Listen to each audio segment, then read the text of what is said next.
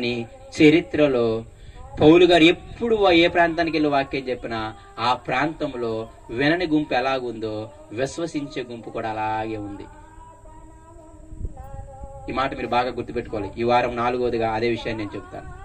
ఒక వ్యక్తికి మనం యేసుని పరిచయం చేయడానికి పూనుకున్నప్పుడు అందరం వినని గుంపు ఎలాగుందో విశ్వసించే గుంపు కూడా అలాగే ఉంది. ఏదో నలుగురికి చెప్పి 5 మందికి చెప్పి ఒక ప్రాంతానికి చెప్పి ఇంకొక ప్రాంతానికి చెప్పి ఇంకొక వ్యక్తికి చెప్పి ఆయన ఎవడు వినడు.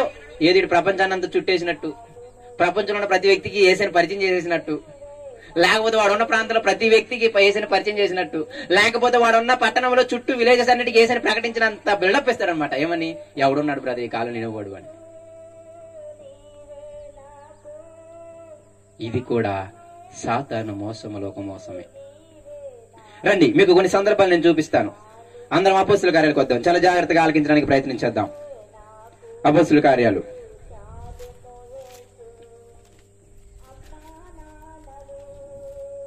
13వ అధ్యాయం. ఇక్కడ పౌలు గారు మీరు ఆలోచన చేస్తే ఒక అంతియోకయ అనే ఊరికి వెళ్లి అక్కడ యేసయ్య సువార్తను వాళ్ళకి ప్రకటిస్తాడు. ఇంకా మీకు ఇక్కడికంటే కూడా 17వ అధ్యాయానికి రండి. 17వ అధ్యాయం 17వ అధ్యాయానికి రండి, మీకు బాగుంటుంది.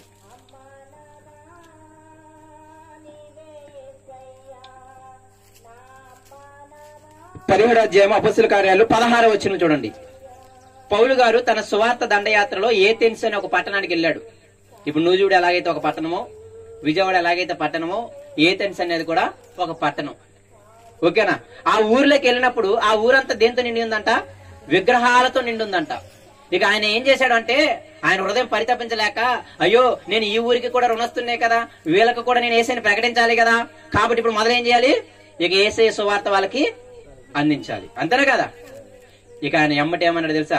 ఇక వాళ్ళందరికీ యేసయ్య గురించి చెప్దామని ఫిక్స్ అయిపోయాడు. ఇక వెళ్ళిపోయి ఏం చేశాడు చూడండి. 17వ వచనము. కాబట్టి సమాజ మందిరములో యూదులతోనూ భక్తిపరులైన వారితోనూ ప్రతి దినము సంత వీధిలో తన్ను కలుసుకుని వారితోనూ తర్కించుచుండెను. అటు చర్చిలో ఉన్న నామకార్థ క్రైస్తవం వదలట్లేదు, దేవుణ్ణి అరిగిన అన్యులను వదలట్లేదు. మీకు అర్థమవుతుందా? ఆ ఏథెన్స్ అనే పట్టణానికి వెళ్ళినప్పుడు ఇదిగో సంత వీధుల్లో అంటే ఏంటి తెలుసా? ఏదో ఒక మంచి వీధిలో నిలబడుతున్నాడు, జనం అంతా పోగవుతున్నారు కదా, వాళ్ళందరికీ దేవుని మాటలు చెబుతున్నాడు. ఇలా దేవుని మాటలు ఎలా చెప్తున్నాడంటే ఆయన తర్కిస్తున్నాడంట. ఒకరితో ముఖముఖంగా మాట్లాడుకున్నాడు. తర్కించడం అంటే ఏంటంటే వాదన పెట్టుకోవడం. ఇదిగో యేసే నిజమైన దేవుడు అని చెప్పి వాళ్ళతో తర్కిస్తున్నాడంట. ఇంతకీ ఏమని చెబుతున్నాడు అంటే వాళ్ళకి చూడండి అక్కడ ఏమని చెప్తున్నాడు. 18వ వచనం మళ్ళీ చదువుదాం. ఎపికూరీల్లోను స్తోయికులలోను ఉన్న కొందరు జ్ఞానులు అతనితో వాదించిరి. కొందరైతే ఈ వదలబోతు చెప్పున్నది ఏమిటని చెప్పుకొనిరి. అతడు మాత్రము యేసును గూర్చియు పునరుద్ధానము గూర్చియు ప్రకటించెను గనుక మరికొందరేమో ఇలా అంటున్నారంట. అయితే ఇక్కడ నా ఉద్దేశం ఏంటంటే, ఏమి ప్రకటించాడు పౌలు గారు? ఇది మీరు బాగా కాన్సన్ట్రేషన్ చేయాలి.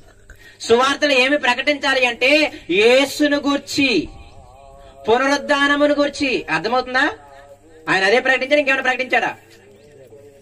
ఇదిగో పౌలు గారు ఆ పట్టణంలోకి వెళ్లి ఏమని ప్రకటించాడంటే యేసు పుట్టుక నుండి చనిపోయేంత వరకు, అంటే యేసును గురించి ప్రకటించాడంట. చనిపోయిన తర్వాత తిరిగి లేచాడే, ఆయన పునరుద్ధానము గురించి ప్రకటించాడంట.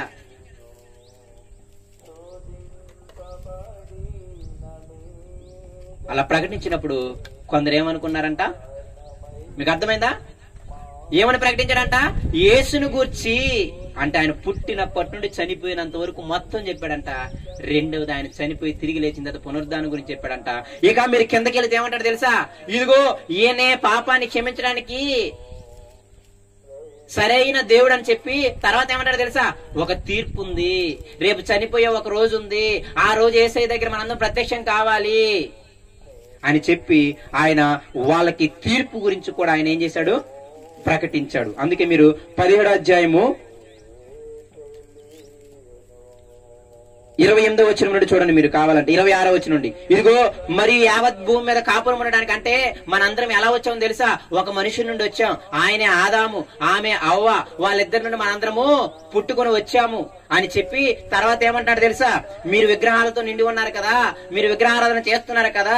అప్పుడు ఆయన ఏమంటున్నాడంటే దాని గురించి మాట్లాడుతూ, కాబట్టి 29వ వచనం, మనము దేవుని సంతానమై ఉండి మనుషుల చమత్కార కల్పనల వలన మలచబడిన బంగారమునైనను వెండినైనను రాతినైనను దేవత్వము పోలి ఉన్నదని తలంపకూడదని చెప్తున్నాడు వాళ్ళతో. అయ్యో మీరు అందరూ భక్తి పరులే కానీ నేను కాదనను గాని, ఇదిగో నిజమైన దేవుడు ఎవరంటే యేసయ్యా. మరి ఇవన్నీ ఏంటయ్యా అంటే మనుషుల యొక్క స్కిల్స్ ని బట్టి, మనుషుల యొక్క చేతి విద్యను బట్టి, మనుషుల యొక్క నైపుణ్యతను బట్టి రాతిని ఏం చేశాడంటే విగ్రహంగా మార్చాడు, బంగారాన్ని ఏమో విగ్రహంగా మార్చాడు, వెండినేమో విగ్రహంగా మార్చాడు. ఇదిగో మనుషుల యొక్క చమత్కారము వలన, అంతేనే కదా, మనుషుల చేతుల నైపుణ్యత వలన వీటన్నిటిని ఏం చేశాడు? విగ్రహంగా మార్చాడు. కానీ మీరేం చేయాలి తెలుసా? వీటిలో ఏం లేదని నమ్మాలి, దేవత్వము ఇందులో పోలి ఉన్నదని మీరేం చేయకూడదు, నమ్మకూడదు. ఎందుకంటే మనల్ని కలిగించిన వాడు యేసయ్యా. మనల్ని కలిగించిన వాడు యేసయ్యా. ఎలా కలిగించాడు అంటే మొట్టమొదటిగా ఆదామును చేశాడు, తర్వాత అవ్వమ్మను చేశాడు, వాళ్ళిద్దరికి వివాహం చేసి అక్కడి నుండి ఏం చేశాడు తెలుసా? పిల్లలు పుట్టే క్రమాన్ని ప్రారంభించాడు. ఇలాగ మనందరినీ దేవుడు చేశాడయ్యా. అంతే తప్ప ఇదిగో మనుష్యుల యొక్క చేతుల ద్వారా ఒక రాయి అందంగా మలచబడిన ఈ రాయి మిమ్మల్ని చేయలేదు. మనుషుల చేతుల వలన మలచబడిన ఈ బంగారము మిమ్మల్ని చేయలేదు. మనుషుల చేతుల వలన చేసిన ఈ యొక్క వెండి మిమ్మల్ని చేయలేదు అని చెప్పి తర్వాత ఏమంటాడు తెలుసా? ఇదిగో ఆ అజ్ఞాన కాలం అయితే చూసి చూడనట్టు వదిలేశాడు. కానీ ఏ విగ్రహాన్ని పూజించినా ఈ కాలం అందైతే ఎవడిని కూడా వదిలిపెట్టడు. అందరు ఏం పొందాలంట? అక్కడ రాయబడి ఉంది చూడండి, అంతటను అందరూ మారు మనస్సు పొందాలి. తర్వాత మాట చదవండి, అంతటను అందరూ ఏం చేయాలంట? 30 వచనం నేను చదువుతాను, చాలా జాగ్రత్తగా ఆలకించండి. ఆ అజ్ఞాన కాలం నుండి దేవుడు చూచి చూడనట్టుగా ఉండను గాని ఇప్పుడైతే అంతటను అందరూ మారు మనసు పొందవాలని మనుషులకు ఆజ్ఞాపించుచున్నాడు. ఎందుకయ్యా అంటే తాను నియమించిన మనుషుల చేత నీతిని అనుసరించి భూలోకంలో తీర్పు తీర్చబోయాడు ఒక దినమును నిర్ణయించి ఉన్నాడు. మృతుల్లో నుండి ఆయన లేపినందున దీని నమ్ముడికి అందరికి ఏం చేశాడు? దీని అర్థం ఏమిటి అంటే ఆ అజ్ఞాన కాలంలో ఎవరిని పడితే వాళ్ళని దేవతలంటే వదిలేసానేమో గాని ఇదిగో ఈ కాలంలో మాత్రము మీరందరూ మారు మనసు పొందాలి. ఏ మారు మనసు? యేసయ్యే దేవుడని, యేసయ్యే నిజమైన దేవుడని, ఆయనే మనల్ని కలిగించాడని ఎప్పటికన్నా మీరు ఈయన వైపు మారు మనసు పొందకపోతే, అంతటా అందరూ ఈయన వైపు తిరగకపోతే ఆయన ఏమన్నాడు తెలుసా? రేపు ఒక రోజు ఆయన ఏం చేశాడు తెలుసా? ఒక మనుషుని చేత ఈ భూలోకానికి తీర్పు నిర్ణయించాడంట. ఎవరా మనుషుడు? యేసయ్య. రేపు ఒక రోజు యేసయ్య వస్తాడు. ఆయనకి మనందరం ఏం చేయాలి? లెక్క అప్పచెప్పాలి. మనందరం భూమి మీదకి రప్పించింది దేవుడు కదా. నిన్ను నన్ను ఎందుకు రప్పించాడు అంటే సువార్త చేయడానికి కదా. మరి ఆ సువార్త నువ్వు నేను చేశామా? ఆ సువార్త చేసేటప్పుడు ముందు నువ్వు నేను ఎలా ఉండాలి? నీ ప్రవర్తన మారాలి, నీ పవిత్రత మారాలి, నీ పరిశుద్ధత ఉండాలి, నువ్వు అందరికి మాదిరిగా ఉండాలి. మరి ఇవన్నీ ఏవి అని ఒక రోజు లెక్క అడుగుతాడంట. యేసయ్యని లేపటం వల్ల దీనికి రుజువు చూపించాడంట, చనిపోయిన తర్వాత బ్రతుకుంది అని. మీకు అర్థమవుతుందా? ఈ లెక్కను మీరు చూడండి. ఏథెన్స్ పట్టణంలో ఏ సూచక్రియ చేయలేదు, ఏథెన్స్ పట్టణంలో ఏ అద్భుతము చేయలేదు. వాళ్ళకి కేవలం ఏమి ప్రకటించాడు అంటే యేసయ్య గురించి మొత్తం ప్రకటించేశాడు. యేసయ్య పుట్టుక, పునరుద్ధానము, ఈవెన్ యేసయ్య తీర్పు గురించి కూడా మొత్తము ప్రకటించేశాడు. అప్పుడు ఇంత ప్రకటించిన తర్వాత నేను చెప్పానే, జనాలలో 2 గుంపులు ఉంటాయి, విశ్వసించే గుంపు, వినని గుంపు. మళ్ళీ ఈ వినని గుంపులో 3 రకాలు ఉంటారు. మీకు అర్థమవుతుందా? బేసిక్ గా యేసయ్య సువార్తని మనం ప్రకటించినప్పుడు 2 రకాల ప్రజలు ఉంటారు, వినని ప్రజలు, విశ్వసించే ప్రజలు. మళ్ళీ ఈ విశ్వసించిన తెగల్లో 3 రకాలు ఉంటారు. ఏంటి తెలుసా? ఒకడేమో భలే భలే చెప్పోలే ఈడొక్కడేదో నీతిమంతుడని ఆపోషించే గుంపు ఉంటదంట. కింద మీరు చదవండి, మీకు అర్థమవుతుంది. 17వ అధ్యాయం చాలా జాగ్రత్తగా మీరు ఆలకించాలి. 32వ వచనము, మృతుల పునరుద్ధానం గురించి వారు వినినప్పుడు, అరే బాబు చనిపోయిన తర్వాత బ్రతుకుందిరా, చనిపోయిన తర్వాత నరకం ఉంది, చనిపోయిన తర్వాత పరలోకం ఉంది. మీకు అర్థమవుతుందా? చనిపోయిన తర్వాత ఏముంది? చనిపోయిన తర్వాత బ్రతుకుంది, అది శాశ్వతమైన బ్రతుకు. అక్కడ పరలోకం ఉంది, నరకం ఉంది. అని ఇవన్నీ చెబితే కొందరు ఏం చేశారంట చూడండి. కొందరు ఏంటంట, అపహాస్యము చేసిరి. భలే భలే చెప్పావులేరా, నువ్వేమైనా చూసి వచ్చావు చనిపోయింది అత బ్రతుకుందని. మీకు అర్థమవుతుందా? ఇదిగో వినని గుంపులో కొందరు ఏం చేస్తారు అంటే అపహసిస్తారు. అబ్బా ఈడొక్కడే ఏదో పత్తి అన్నట్టు, ఈడొక్కడే దేవుని బిడ్డ అన్నట్టు, మనందరం దెయ్యం బిడ్డలు అన్నట్టు. అవునా కదా? అందుకే పేతురు పత్రికలు ఏమంటారు తెలుసా, ఈ దుర్వ్యాపారం ఉంది మీరు నడవనందుకు ముందు వాళ్ళు ఆశ్చర్యపోతారంట, తర్వాత అబ్బా ఈడొక్కడే పత్తి అన్నట్టు దూషిస్తారంట.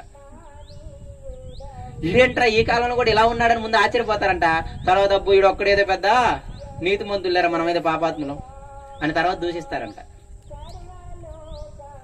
అందుకే యేసయ్య పునరుద్ధానం గురించి చెప్పినప్పుడు ఆయన చెబుతున్నాడు క్లియర్ గా, చాలా మంది అపహసిస్తారు, చాలా మంది హేళన మాటలు మాట్లాడతారు.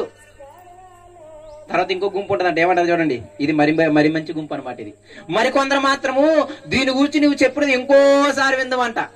ఇంకొందరు ఏమంటారు తెలుసా, అబ్బా మాకు ఇప్పుడు టైం లేదులే, నువ్వు చెప్పేది బాగానే ఉంది కానీ, నువ్వు చెప్పేది నమ్మబుద్ధి అవుతుందిలే కానీ, యేసయ్యని నమ్ముకుంటే బాగానే ఉంటుందని అనిపిస్తుంది కానీ, చాలా మంది కూడా చెప్పారు కానీ ప్రస్తుతానికి నాకు మాత్రం ఆ గుంపు అనమాట. మీరు ఈ విషయాలు బాగా గుర్తుపెట్టుకోవాలి. యేసయ్యని ప్రకటిస్తే 2 గుంపులు ఉంటాయి, ఒకటి వినే గుంపు, 2 వినే గుంపు. అయితే ఈ వినని గుంపులో 3 రకాలు ఉంటారు. ఒక గుంపు ఏంటంటే అపహసించే గుంపు, అబ్బాబ్బాబ్బా నువ్వే అనే గుంపు అనమాట. రెండో గుంపు ఏంటంటే నిజమే యేసయ్య గురించి నేను కూడా చాలా విన్నాను, ఇదిగో మా ఇంటి పక్కన కూడా చెప్పింది యేసయ్యని నమ్ముకుంటే బాగుంటదని, మా బంధువుల్లో కూడా చాలా మంది మారారు యేసయ్యని నమ్ముకొని, కానీ ప్రస్తుతం నాకు మాత్రం ఏం లేదు. ఇంకొకసారి రండి ఎప్పుడైనా వింటాను. అవునా కదా? ఏదో అడుక్కున్నానని ఆ ఇంటికి వెళ్ళి మళ్ళీ రా అన్నట్టు అనమాట. అప్పుడప్పుడు అడుక్కున్న వాళ్ళు ఏమంటే చెప్పండి, పైకి వెళ్ళి రాయ్యా. అవునా కదా? కాబట్టి ఈ వినని గుంపులో రెండో గుంపు ఏంటంటే మాకు టైం లేదులనే గుంపు. అయితే ఇంకో గుంపు ఉంది చూడండి, చాలా మంచిగా చెబుతున్నాడు ఆయన.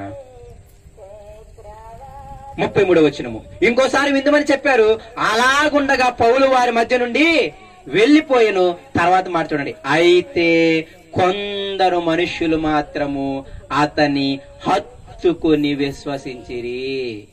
మీకు చెప్పనే, వినని గుంపు ఎలా ఉంటదో, అపహసించని గుంపు ఎలాగ ఉంటదో, రేపు రాయ్యా అని చెప్పే గుంపు ఎలా ఉంటదో, అలాగే విశ్వసించి గుండెకు హత్తుకునే గుంపు కూడా ఉంటది. వినని గుంపులో 2 గుంపులే చూపించాను మీకు, 3ది ఇంకో చోట చూపిస్తాను. వాళ్ళ చంపే గుంపు అనమాట.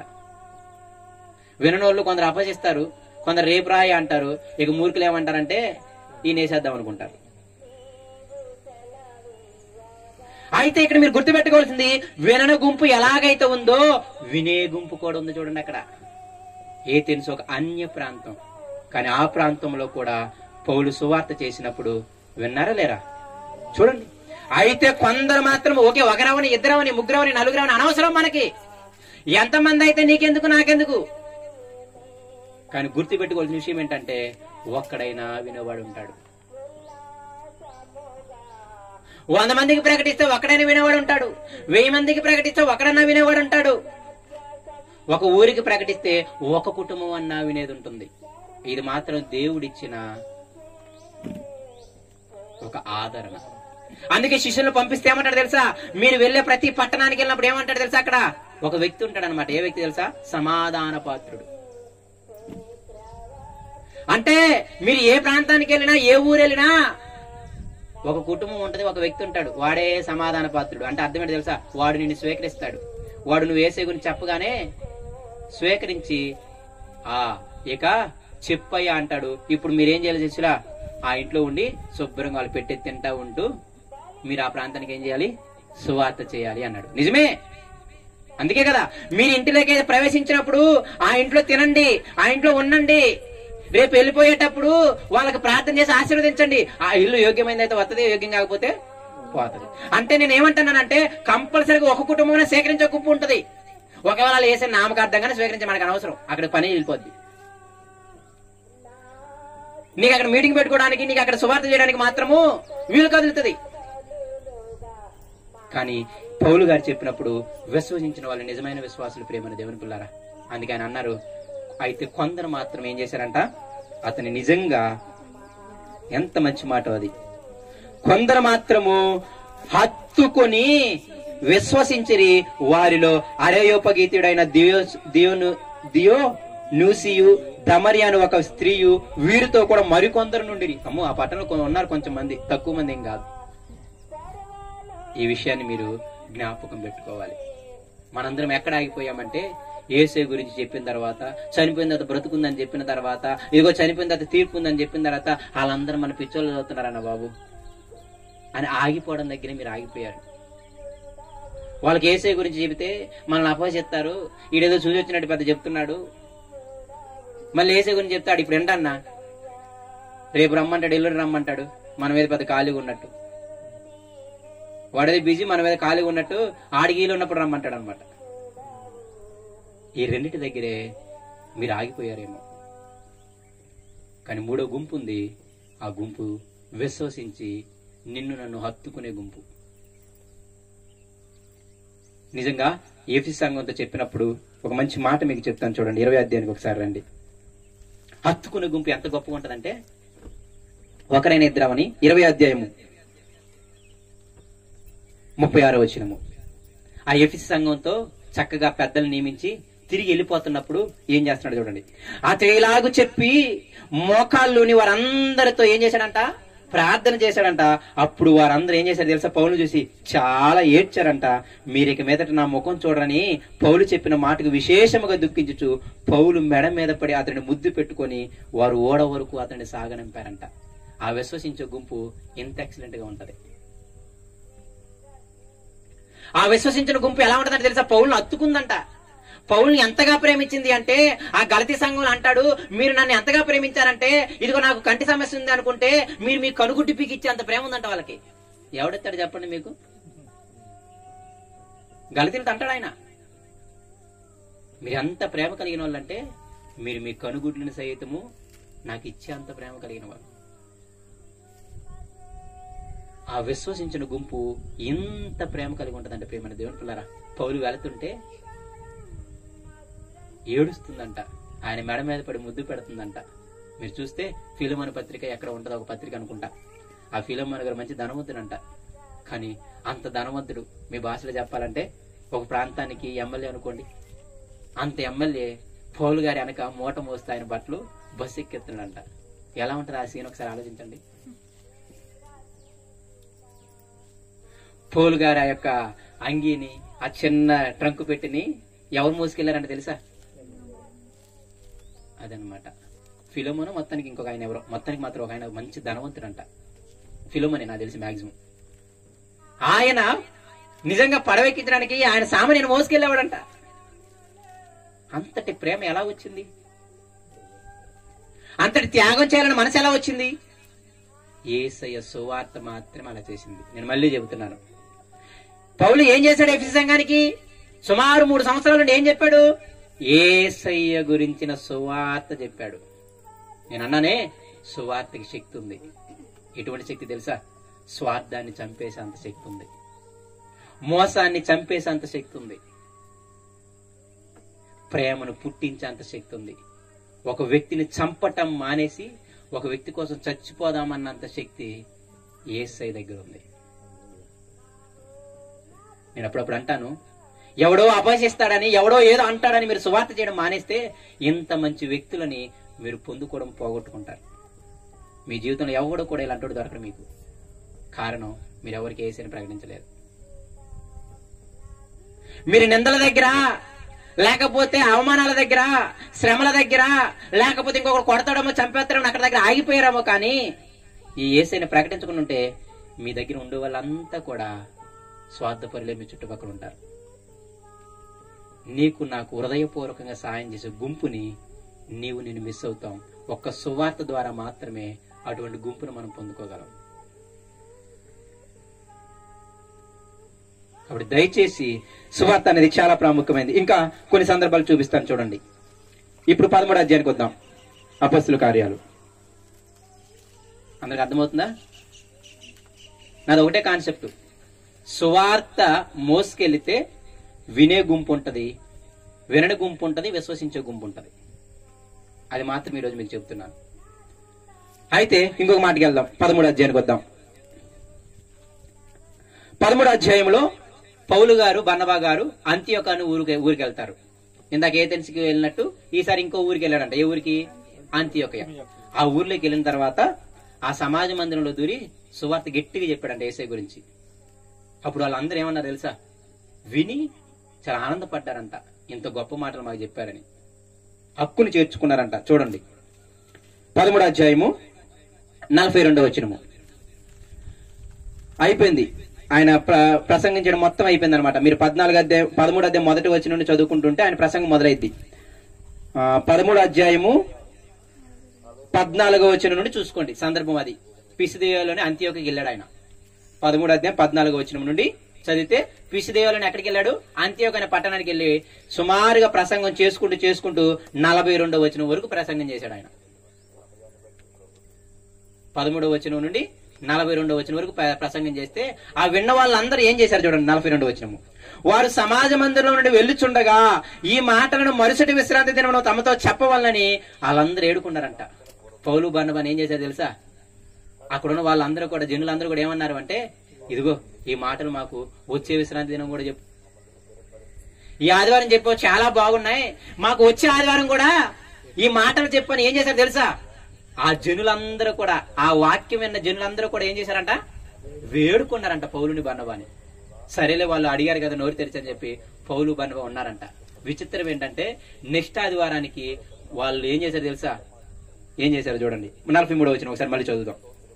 సమాజ మందిరంలోని వారు లేచిన తరువాత అనేకులు యూదులను, భక్తిపరులైన యోధ మత ప్రవిష్టులను పౌలును బర్నబాను ఏం చేశారంట? వెంబడించారు.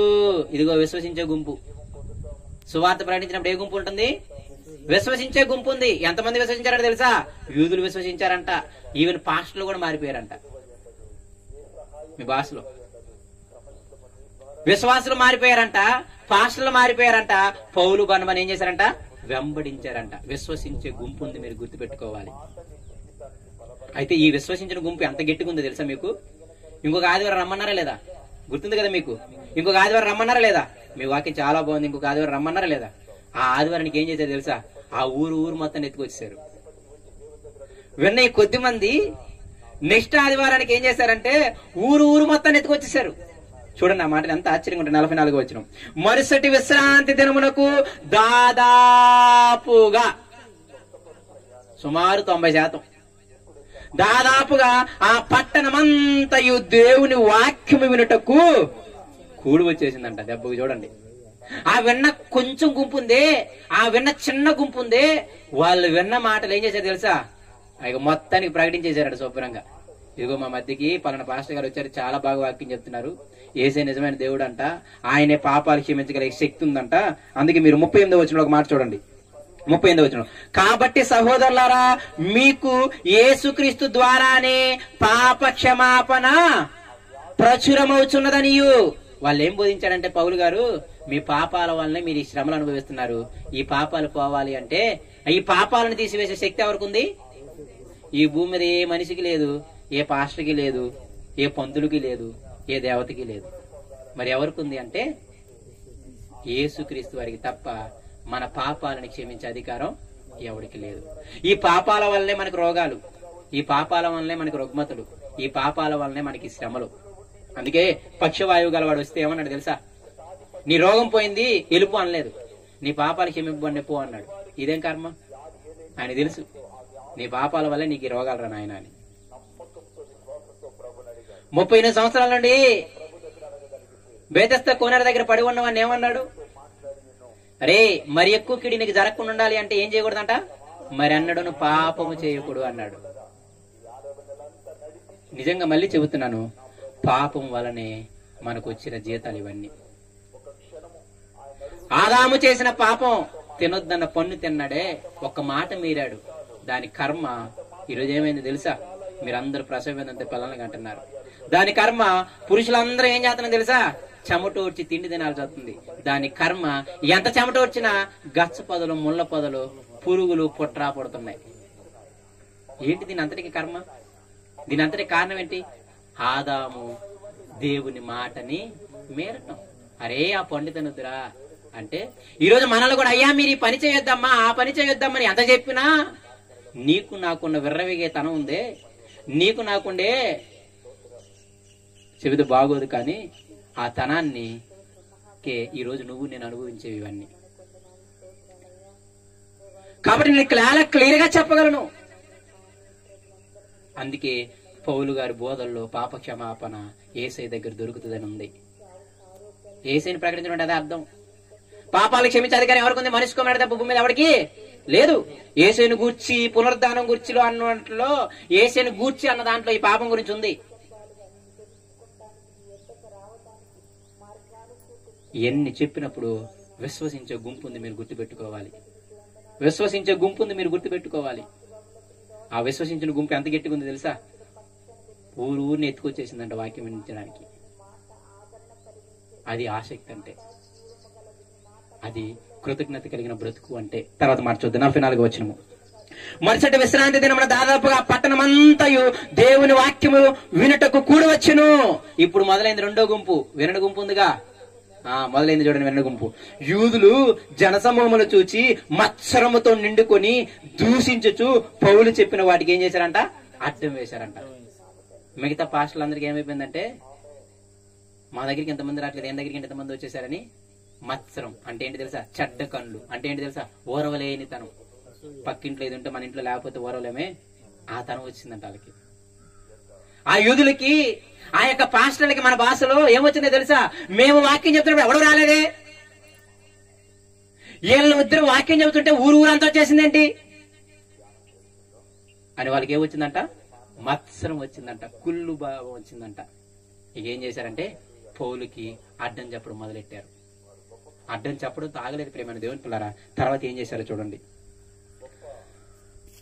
49వ వచనము.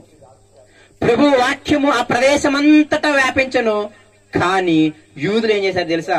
భక్తి మర్యాదలు గల స్త్రీలను, ఆ పట్టణపు ప్రముఖులను రేపి పౌలుకు బర్నబాకు హింస కలుగ చేసి వారిని తమ ప్రాంతముల నుండి ఏం చేశారంట? ఇందాక అపహసించే గుంపును చూసాం, ఇందాక రేపు రాయ్యా మాకు టైం లేదనే గుంపును చూసాం, ఇప్పుడు హింస పెట్టే గుంపును చూస్తున్నాం. వినిన వారు ఉన్నారు, వినని వారు ఉన్నారు, విశ్వసించే వారు ఉన్నారు. ఈ వినని వారిలో 3 రకాలు ఉన్నారు. ఒకరేమో అపహసించే గుంపు ఉంది, ఇంకొకరేమో ఆ రేపు రాయ్యా మాకు టైం లేదనే గుంపు ఉంది, మూడో గుంపేమో ఓరం లేక వీళ్ళని వేసేద్దామని అనే గుంపు ఉందంట. చూసారా? ఆ ఓరం లేని వాళ్ళు ఏం చేశారు తెలుసా? ఆ ప్రాంతంలో చాలా మంది విశ్వసిస్తే విశ్వసించిన గుంపు ఉందా లేదా? ఈ విశ్వసించిన గుంపు ఏం చేసింది అంటే పౌలు బర్నబాని ఆ ఊర్లో నుండి తోలేయడానికి భక్తి పరులైన స్త్రీలని, భక్తి పరులైన పెద్దలని. ఎందుకని? భక్తి పరులు మాత్రం ఏం చేస్తారు చెప్పండి? తోలేస్తారు. ఆనాడు యూదులందరికీ ఏం చెప్పారు తెలుసా? ఇదిగో యెహోవా దేవుడైతే ఈడెవడో వచ్చి దేవుడు అంటున్నాడు రా బాబు, ఇదిగో మనకి యెహోవా ఒక్కడే దేవుడు కదా, కాబట్టి ఆయన మా నామాన్ని దూషిస్తున్నాడు, ధర్మశాస్త్రం ఉంది కదా, యెహోవా తప్ప వేరొక దేవుడు ఎవడని చెప్పుకున్నామని చంపేమని అని చెప్పగానే వీళ్ళకి ఏమొచ్చింది? బలం వచ్చేసింది. అందుకే అక్కడ భక్తి గల అన్నారు, భక్తి లేని వాళ్ళు కాదు. అవునా కదా? హిందుత్వం మీద భక్తి ఉన్నోళ్ళనే కదా క్రైస్తవులందరినీ వేసేసేది. అక్కడ భక్తి అంటే అది. భక్తి పరుల్ని ముట్టించారనమాట వాళ్ళు. ఇదిగో మనం నమ్ముకున్న ధర్మం గొప్పది, మనం నమ్ముకున్న దేవుడు గొప్పోడు, ఇంకొకడు వచ్చి ఆడి దేవుడు అంటున్నాడు అనగానే ఏమైపోయారు తెలుసా? ఆ ఊరి పెద్దలు, ఆ ఊర్లో భక్తి కలిగిన వాళ్ళందరూ ఉన్నారే, వాళ్ళందరూ ఏమైపోయారు? ఏకమైపోయి పౌల్ని ఏం చేశారంట? ఆ ఊర్లో నుండి మాత్రం, ఆ ప్రాంతంలో నుండి వెళ్ళగొట్టారు. అయితే పౌలు గారు మాత్రము పాదాలు దులిపి ఈ జనాలు ఇంతే అని చెప్పి ఇంటికి వెళ్ళి సర్దుకోలేదు. తర్వాత ఆడికి వెళ్ళాడు చూడండి, 51వ వచనము. వీరు తమ పాదధూళి వారి తట్టు దులిపి వేసి ఇంకొక ఊరికి వెళ్ళిపోయారు. ఏ ఊరికి? ఈకొనియకి వెళ్ళిపోయారు. ఆ ప్రాంతం వినకపోతే అంత్యోక ప్రాంతంలో అయిపోయింది. కొందరు విశ్వసించారు, కొందరు విశ్వసించలేదు. నెక్స్ట్ ఇప్పుడు ఎక్కడికి వెళ్ళిపోయారు? వాళ్ళు శ్రమల పాలు చేయగానే అమ్మమ్మో ఇక సువార్త దేమొద్దు, మనల్ని చంపేస్తారు వీళ్ళని చెప్పేసి ఇంటికి వెళ్ళిపోలేదు. ఎక్కడికి వెళ్ళారంట? భూమి మీద ఒక ప్రాంతమే ఉందేంటి? బోలని ప్రాంతాల్లో ఏసైని అరిగినవి. అవునా కదా? అంత్యోక ఒక్క ఊరే ఉందేంటి ఏసైని అరిగిన ఊరు? భూమి మీద ఎంతమంది లేవు, ఎన్ని ఊర్లు లేవు ఏసైని అరిగినవి అని చెప్పి ఈకొనే గెలిపాడంట. అయితే ఈయన ప్రకటించినప్పుడు ఒక మంచి కార్యం జరిగింది చూడండి, 52వ వచనము. అయితే శిష్యులు మాత్రం ఆనంద భరితులై పరిశుద్ధాత్మతో నిండిన వారైరి. ఆ కొంతమంది విశ్వసించిన వాళ్ళు ఉన్నారే, వాళ్ళు మాత్రము దేవుని ఆత్మ వాళ్ళలో కార్యం జరిగించింది. ప్రకటించడం మన పని, దేవుని ఆత్మ కార్యం జరిగించుకోవడం దేవుని ఆత్మ పని. నేను ఎందుకు ఇది అంతా చెబుతున్నానంటే, సువార్తకు వెళ్ళినప్పుడు మీరు నిరుత్సాహపడమాకండి. చరిత్రలో నిరుత్సాహం ఒకటే లేదు, చరిత్రలో అపహసించే గుంపే లేదు, చరిత్రలో వినని గుంపే లేదు, చరిత్రలో హింసించే గుంపు మాత్రమే లేదు. చరిత్రలో విని హత్తుకుని సువార్త కోసం ప్రాణాలు కూడా అర్పించిన గుంపు కూడా ఉంది. ఇది మర్చిపోయింది ఈనాడు క్రైస్తవులు. మనం అందరం హింసించే గుంపు దగ్గర ఆగిపోయాం, అపహసించే గుంపు దగ్గర ఆగిపోయాం, ఇదిగో వినను రేపు రా అనే గుంపు దగ్గర ఆగిపోయాం. కానీ వినే గుంపు ఉందని మనం మరిచిపోయాం. పౌలు గారు ప్రకటించారు, ఆత్మ తన పని తాను చేసుకెళ్ళాడు. అయితే ఇప్పుడు ఇక్కడ ఆపద వచ్చింది కదా, ఇక్కడ ఈ ఊరోళ్ళంతా ఏకమైన తోలేశారు కదా అనుకోగానే ఇంటికి వెళ్ళిపోలేదు. ఆయన ఎక్కడికి వెళ్ళాడు, ఇంకొక ఊరికి వెళ్ళిపోయాడు. ఎక్కడికి? ఈకొనేకి వెళ్ళిపోయాడు. ఈకొనేలో ఏం జరిగిందో చూడండి మళ్ళీ 14 అధ్యాయం. ఈకొనేలో జరిగిందేమనగా ఇంకో ఊరు వెళ్ళిపోయాడు కదా, ఆ ఊర్లో కూడా ప్రకటించాడు ఆయన. ప్రకటించినప్పుడు ఏం జరిగింది చూడండి. వారు కూడి యూదుల సమాజ మందిరంలో ప్రవేశించి తేటగా బోధించినందున. మన సువార్తలో తేట తత్వం ఉండదు, మనం నేర్చుకోము, ఇంకొకటి చెప్పం. ఎలా ఆకర్షింపబడతారు చెప్పండి? మన లోపాలు మనం ఒప్పుకోం, ఎదుటోరి మీద మొత్తం చేస్తాం. ఎవడు నేవాడు ఉన్నారు బ్రదర్ అని. మనకు మాత్రం నోరు తెచ్చి చెప్పడం అది వేసే గురించి చక్కగా. సిద్ధపాటు అవసరం ప్రియమైన దేవుని పిల్లారా. అందుకే పౌలు శీలలు, పౌలు బర్నబాలు చెప్పినప్పుడు వాళ్ళు బోధించి ఎంత బాగుందో తెలుసా?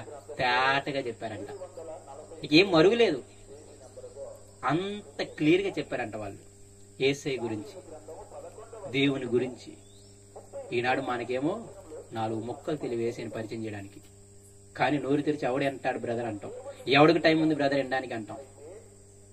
రెండంతర నరకపాత్రలు అవుతారు, మీరు గుర్తుపెట్టుకోండి. సరే ముందుకెళ్దాం. యూదుల సమాజ మందిలో ప్రవేశించి తేటగా బోధించినందున అనేకులు యూదులను గ్రీసు దేశస్తులను ఏం చేశారంట? విశ్వసించారు. చూసారా, విశ్వసించే గుంపు ఈసారి అనేకులకి వెళ్ళింది. అంత్యోకులు విన్నారు, వినడు గుంపు ఉంది. ఈకొనియాలో అనేకులు విన్నారంట, అలాగే వినడు గుంపు కూడా ఉంది చూడండి. అయితే అవిధేయులైన యూదులు మాత్రము అన్యజనులను పురికొల్పి వారి మనసులలో సహోదరుల మీద ఏం చేశారంట? పగ పుట్టించారట. అయినా సరే పౌలు గారు ఏం చేశారంట? కావున వారు ప్రభువును ఆనుకుని ధైర్యముగా మాట్లాడుచు, ఈ గునికి వెళ్ళిపోలేదంట, ధైర్యంగా మాట్లాడుచు అక్కడ ఎంతకాలం గడిపారంట? బహుకాలము గడిపిరి. ఎన్ని విషయాలు ఉంటుంది తెలుసా? నాకు ఒక్కొక్క పాయింట్ చెప్పుకోవాలంటే మీకు చచ్చిపోతారు. ఒక వాక్యం చదువుతుంటే ఒక్కొక్క పాయింట్ గుర్తవుతుంది. మరి అది వినే గుంపు ఉంది, అనేకులు విన్నారంట ఈకొనియాలో. వినని గుంపు కూడా ఉంది, అలా అని చెప్పి వినని గుంపు ఉంది కదా అని చెప్పి భయపడలేదంట, పగ పుట్టించారంట వాళ్ళ మీద. ఆయన పౌలు బర్నబా భయపడక బహుకాలం అక్కడ ఏం చేశారు? సువార్త ప్రకటించారు. తర్వాత అక్కడ నుండి కూడా తోలేస్తారు. ఇప్పుడు ఎక్కడికి వెళ్తారు? ఇంకొక ఊరికి వెళ్తారు. చూడండి 4వ వచనము. ఆ పట్టణపు జన సమూహంలో భేదములు పుట్టగా కొందరు యూదుల పక్షముగాను కొందరు అపోస్తుల పక్షముగాను ఉండిరి. కొందరేమో పౌలు బర్నబాల పక్షం అయిపోయారు, కొందరేమో యూదుల పక్షం అయిపోయారు. ఇప్పుడేమైందో చూడండి. మరియు అన్యజనులు యూదులను తమ అధికారులతో కలిసి వారి మీద పడి వారిని అవమానపరిచి రాళ్లు రువి చంపవలనని ఉండిరి. ఈ హింస కొంచెం పరాకాష్ఠకి వెళ్ళింది ఈ ఊర్లో. నేను ఏం చేద్దామని ఫిక్స్ అయిపోయారంట. పౌలు బర్నబాని ఏం చేద్దాం అనుకున్నారంట? రాళ్లతో చంపేద్దాం అనుకున్నారంట. ఆ మాటలు విని పౌలు బర్నబా ఏం చేశాడు తెలుసా? ఏం చేశాడు చూడండి. తర్వాత వారు ఆ సంగతి తెలుసుకుని లుక్నియోలోని పట్టణములకు లుస్త్రాకును దెర్బేకును చుట్టుపక్కలున్న ప్రదేశమునకు పారిపోయి అక్కడ సువార్త ప్రకటించుచుండెను. ఇక్కడ ఇంకొక మంచి పాయింట్ చెప్పగలను. ఒక వ్యక్తి వినకపోతే ఇంకొక వ్యక్తి దగ్గరికి వెళ్ళాలి, ఒక కుటుంబం వినకపోతే ఇంకొక కుటుంబం దగ్గరికి వెళ్ళాలి, ఒక ఊరు వినకపోతే ఇంకొక ఊరి దగ్గరికి వెళ్ళాలి, ఒక దేశం వినకపోతే ఇంకొక దేశం దగ్గరికి వెళ్ళాలి, ఒక ఖండం వినకపోతే ఇంకొక ఖండం దగ్గరికి వెళ్ళాలి. యేసుని ఎరగిన వాళ్ళు ప్రతి చోట ఉన్నారు. ఇది మర్చిపోయాం. ఆడనట్లేదు ఆగిపోయాం అక్కడే. వాడు తప్ప ఇంక యేసుని విన్న వాళ్ళు ఎంతమంది లేరు? ఆ కుటుంబం వినట్లేదు ఆగిపోయాం అక్కడే. ఆ కుటుంబాలు తప్ప ఇంక యేసుని ఎరగిన కుటుంబాలు ఎన్ని లేవు? ఆ ప్రాంతం ఉండదు ఆగిపోయాం అంతే. ఆ ప్రాంతం తప్ప ఇంకా అనేక ప్రాంతాలు యేసుని ఎరగిన ప్రాంతాలు ఎన్ని లేవు? ఆ పట్టణం ఉన్నదని ఆగిపోయాం, ఆ దేశం ఉన్నదని ఆగిపోయాం. వేరే దేశాలు లేవు, వేసిన అరిగిన దేశాలు.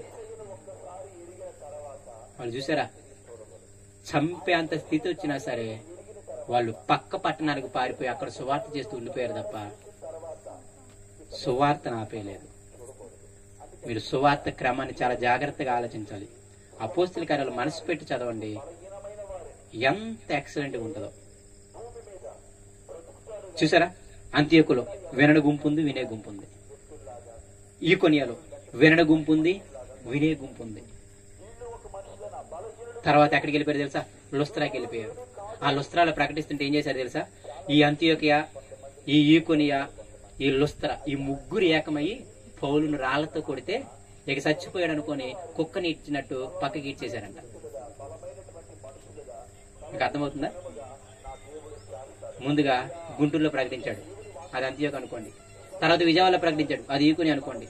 అక్కడెక్కడ శ్రమలు వస్తే నూజుడు వచ్చేసాడంట, ఇది లుస్త్రా అనుకోండి. ఇక్కడ ప్రకటిస్తుంటే ఆ గుంటూరులో, ఆ విజయవాడలో అందరూ మోకమ్మడికి వచ్చి ఇక్కడికి వచ్చి ఇక్కడ కొందరిని తమ వైపు చేసుకుని ఏం చేశారంటే తెలుసా?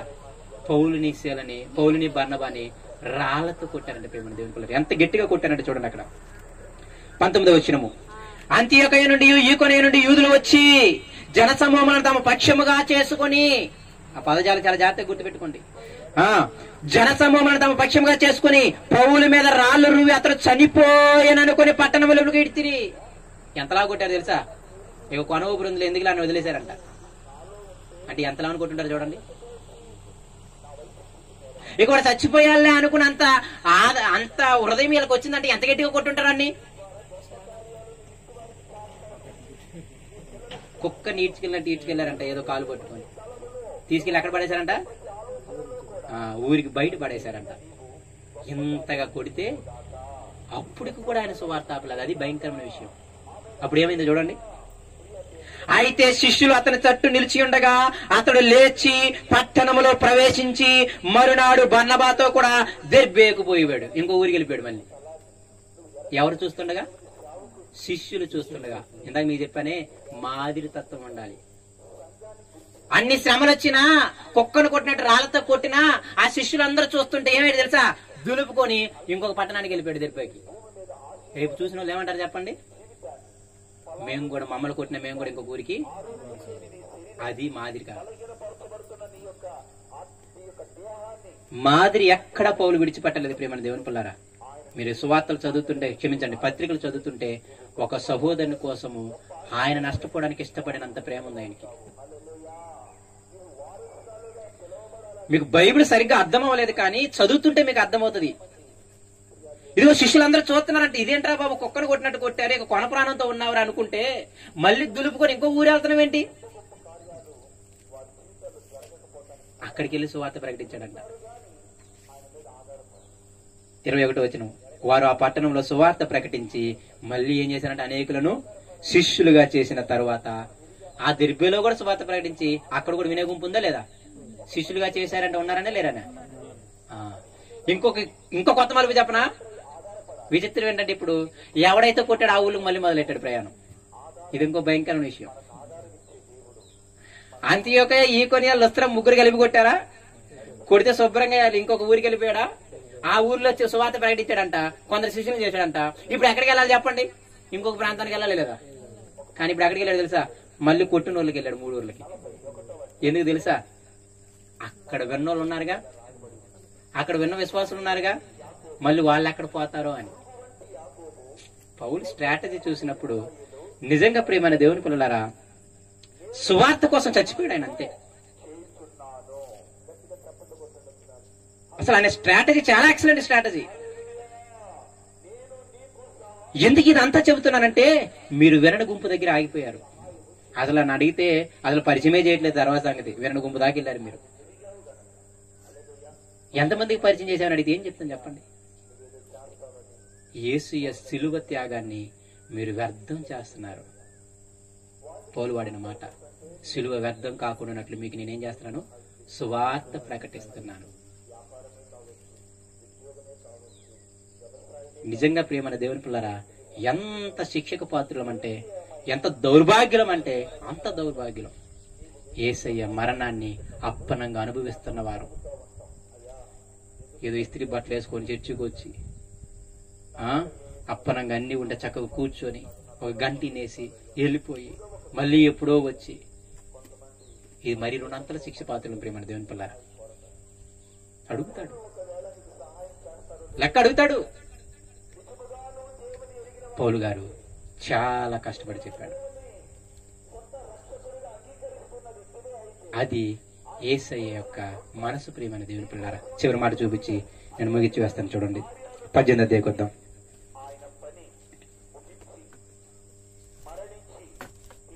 18వ అధ్యాయం 5వ వచనం. సేలయు తిమోతియు మాసిదోనియ నుండి వచ్చినప్పుడు పౌలు వాక్యము బోధించుటందు ఏం గలవాడై అన్నాడంట? ఆతురత గలవాడై. ఆ యొక్క కొరింథీ పట్టణంలో పౌలు వాక్యం ప్రకటించాలని ఏముందంట? ఆతురత ఉందంట. మనకు చూడండి ఒక్కోసారి ఆయనకి ఏది ఇష్టం అంటే వాక్యము ప్రకటించటం, సువార్త చేయటం. దానికి ఆతురత కలిగిన వాడై అసలుకి మనిషి ఎటుంటాడా, వాడు అధికారా, అడుక్కున్నవాడా, లేకపోతే మంచి ఎంప్లాయా, మంచి ధనవంతుడా, పేదోడా, ఇది ఆయన ముందు లేదు. వాడు యేసుని ఎరగనవాడా కాదా, అది మాత్రమే ఆయన చూస్తున్నాడు. ఇక వాళ్ళకు వాక్యం ప్రకటించాలని ఆతృత కలిగిన వాడు ఏం చేశాడు చూడండి. యేసే యేసే క్రీస్తుని యూదులకు దృఢముగా సాక్ష్యం ఇచ్చాడు. మామూలుగా చెప్పట్లేదంట, గట్టిగా చెప్పాడంట. అయితే విశ్వసించిన గుంపు ఉందిగా, వినని గుంపు ఉందిగా, వాళ్ళు ఏం చేశారు చూడండి. వారు ఎదురాడి దూషించినప్పుడు అతడు తన వస్త్రములను దులుపుకొని, మీ నాశనమునకు మీరే ఉత్తరవాదులు. యేసయ్య మళ్ళీ చెబుతున్నాను ప్రియమైన దేవుని పిల్లారా, ఇంకా మీరు యేసయ్యను నమ్ముకోవడానికి, ఆయన సువార్తని మోసుకెళ్ళటానికి, మీ నడవడిని మార్చుకోవడానికి ప్రయాసపడకపోతే మీ నాశనానికి మీరే ఉత్తరవాదులు. రోగం పోద్ది, మళ్ళీ రోగం వస్తుంది. కష్టాలు పోతాయి, మళ్ళీ కష్టాలు వస్తాయి. బ్రతికింపబడతావు, మళ్ళీ చచ్చిపోతావు. కానీ రేపు నరకంలో శాశ్వతంగా చావాలి, పరలోకంలో శాశ్వతంగా బ్రతకాలి. యేసుని నమ్ముకున్న శరీరావసరాల కోసం కాదు. ఆ ఏథెన్స్ అన్య జనులను ఎలా రాబట్టాడు పౌలు గారు చెప్పండి. ఎక్కడ నాకు ఆశ్చర్యకార్యం చేసినట్టుందా, అద్భుతం చేసినట్టుందా? యేసు గురించి ప్రకటించినట్టే ఉంది. మరి విశ్వసించలేదా? మన అదికి తెలివి. మనకి జనసంఖ్య అలవాటు అయ్యారు. 100 మంది ఉంటే బాగా దేవుడు ఆశీర్వదించాడని అలవాటైంది మనకి. ఎట్టయినా రక్షించేయాలంట. కక్ష చేతను మెస్ చేతను అని పౌలు గారు అన్న అర్థం అది కాదమ్మా.